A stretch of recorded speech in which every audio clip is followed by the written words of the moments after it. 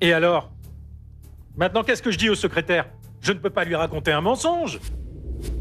Mais ce n'est pas un mensonge. Tu sais qu'Elena est innocente. Mais excuse-moi, Georges, je crois que c'est elle qui m'appelle. S'il te plaît, Roberto, fais-moi confiance. Ne lui dis rien, pas encore. Bon, mais je te rappelle, Georges.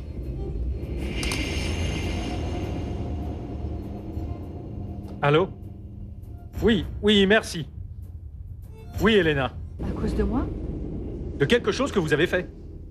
Mais de quoi s'agit-il? Mais de la campagne de promotion du café mexicain en Europe. On ne retrouve vos propositions nulle part. Vous pouvez m'expliquer, Elena? Non, pardon, mais c'est qu'il doit y avoir une erreur. Tous les projets de campagne, c'est Martha qui s'en est occupée. Elle doit bien avoir bien tout ça à portée de main, non? Mais bon, j'imagine que Martha a sans doute égaré ses dossiers, mais il n'y a pas de problème. Dès demain matin, ou alors dès que vous arriverez au conseil, vous les trouverez sur votre bureau, je vous le promets. Mais c'est sûr, Elena? Très bien, je vous fais confiance. Elena, vous n'avez eu aucune nouvelle sur nous depuis Londres? Je veux dire, des nouvelles. Eh bien, il y a un bulletin où il publie les nouvelles les plus importantes, mais... Mais rien du tout sur nous? Non, rien. Excusez-moi, monsieur, est-ce que je dois attendre une nouvelle importante? Ah, mais... Au contraire, c'est moi qui attends une nouvelle très importante de votre part. Bien sûr.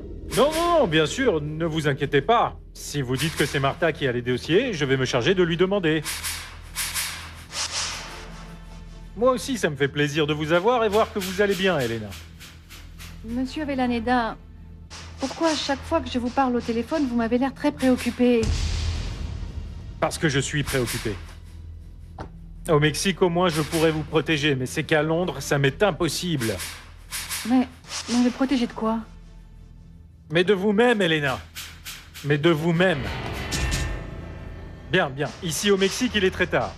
Nous restons en contact, Elena.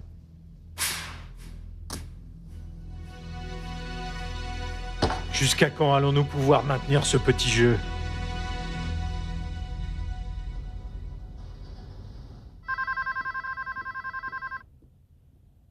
Mon Dieu, que ça soit elle. Que ça soit elle, que ça soit ma fille, mon Dieu, que ça soit elle. Allô? Bonsoir, Jimena. Mais comment oses-tu m'appeler chez moi, imbécile? Mais qu'est-ce que tu veux? J'ai besoin de parler à ta fille. Tu n'as vraiment pas honte. Après tout ce que tu as... Écoute, Jimena. C'est moi qui devrais être furieux. C'est ta fille qui m'a trahi. Et tout ça, c'est aussi de sa faute. Et donne toutes mes excuses de ma part à ton mari et dis-lui que la blague des disquettes était... excellente. J'espère simplement qu'il ne s'agit que de ça. Une blague. Pourquoi tu ne lui dis pas toi-même?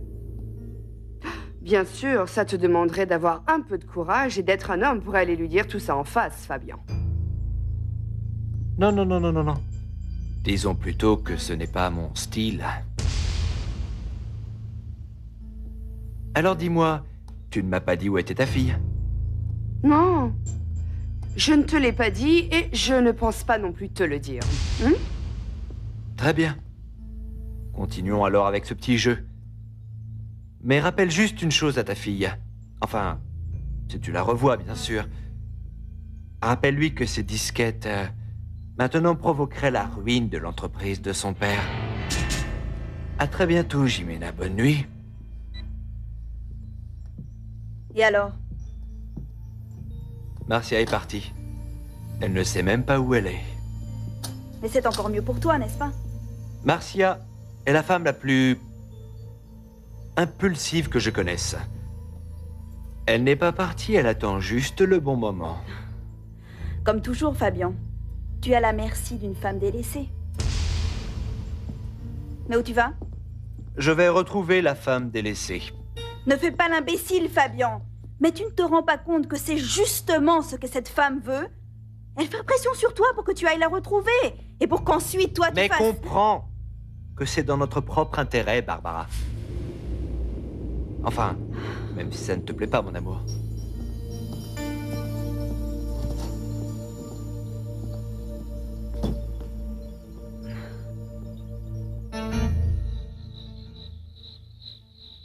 Si Paloma accepte de nous vendre sa récolte, dès demain, nous commençons à travailler. Vous deux, vous allez vous occuper de Casablanca pendant que Pancho, Aurelio et moi, nous faisons la récolte. Mais moi, je peux t'aider ici aussi, Diego. Non, j'ai besoin de toi là-bas. Il faut commencer à labourer le terrain pour planter la variété Aztèque d'or, pour remplacer les plants du café. Diego, ce qu'il y a, c'est que c'est pas encore la bonne saison pour planter. Pardon. Mais peut-être que Jérémy pourrait s'occuper maintenant du bétail, des arbres fruitiers, de tout le reste à Casablanca. Oui, tu as raison. Je ne sais pas ce que je dis. Ce n'est pas la saison pour planter. Il faut aussi qu'on voit ce qu'on va faire avec la dernière récolte. On doit s'en occuper rapidement. Aurelio, on a besoin de combien de personnes pour ce travail? 4, 5 personnes. Eh bien, il faut voir où on peut trouver l'argent pour les payer. Demande parmi les employés qui sont partis. Offre-leur le travail et dis-leur que nous allons faire tout notre possible pour les payer. On va voir s'ils veulent travailler dans ces conditions.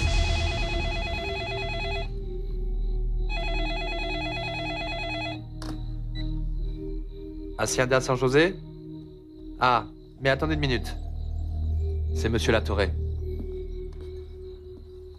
Qu'est-ce qu'il y a, Georges? J'ai 2 nouvelles pour toi. Je crois que les 2 sont très bonnes. Mais je vais commencer avec la plus importante. J'ai localisé la femme de Julien Mendez. Je vais la voir demain. Elle est disposée à déclarer en ta faveur. Et elle pourra tout ce que tu voudras, si ça fait tomber Fabian. Ça me paraît magnifique. Enfin, Diego. Mais c'est merveilleux. Nous allons enfin pouvoir comparer les documents d'exportation de Fabian avec ceux de Julien Mendez.